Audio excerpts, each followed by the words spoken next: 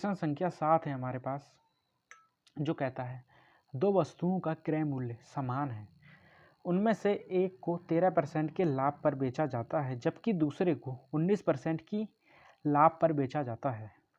यदि उनके विक्रय मूल्यों के बीच का अंतर 126 रुपये है तो प्रत्येक वस्तु का क्रय मूल्य कितना होगा। ये रहे आपके सारे ऑप्शंस। अभी इसे कैसे हल करेंगे तो आइए समझते हैं। तो हमें दो वस्तु दी हैं, ठीक है, जिनका कॉस्ट प्राइस बराबर है, दोनों का कॉस्ट प्राइस बराबर है। अभी एक में क्या होता है 13% का लाभ होता है, तो लाभ हमेशा कॉस्ट प्राइस में होता है, ठीक है, और एक में 19% का लाभ होता है और उनके बीच का अंतर ये दिया है, ठीक है। अभी जिसमें ज़्यादा लाभ होगा उसका सेलिंग प्राइस बड़ा होगा, ठीक, तो हम लिखेंगे कॉस्ट प्राइस का 119%। अभी 119 क्यों आया, क्योंकि हमें 19% का लाभ हो रहा है, ठीक है।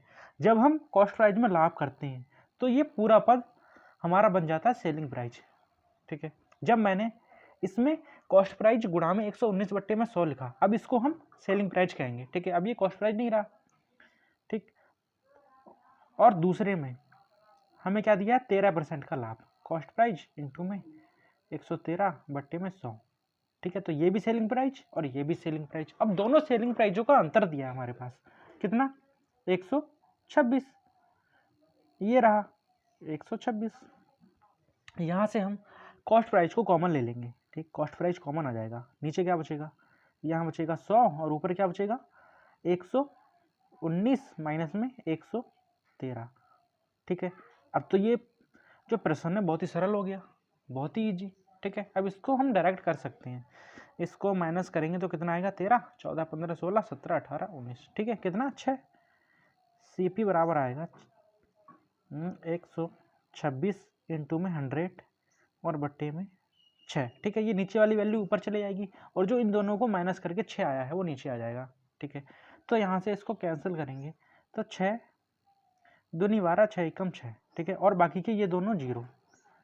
तो कॉस्ट प्राइस का मान हमारा क्या आया 2100, ठीक, समझ में आया।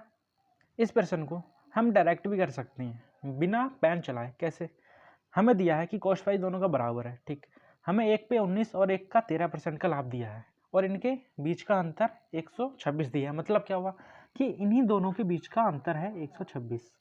जब मैं 19 में से 13 को माइनस करूंगा मेरे पास कितना आएगा 6, तो 6 का मान दिया है मेरे पास 126, ठीक है। यहाँ से एक का मान निकाल लेंगे तो कितना हो जाएगा, ये हो जाएगा 21, ठीक, एक का मान 21 है।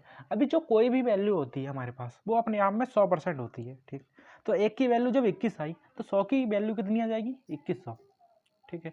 तो हम इस प्रकार भी इसे बिना पेन चलाए सिर्फ प्रश्न को पढ़ के ही कर सकते हैं, ठीक, समझ में आया। अब चलते हैं नेक्स्ट।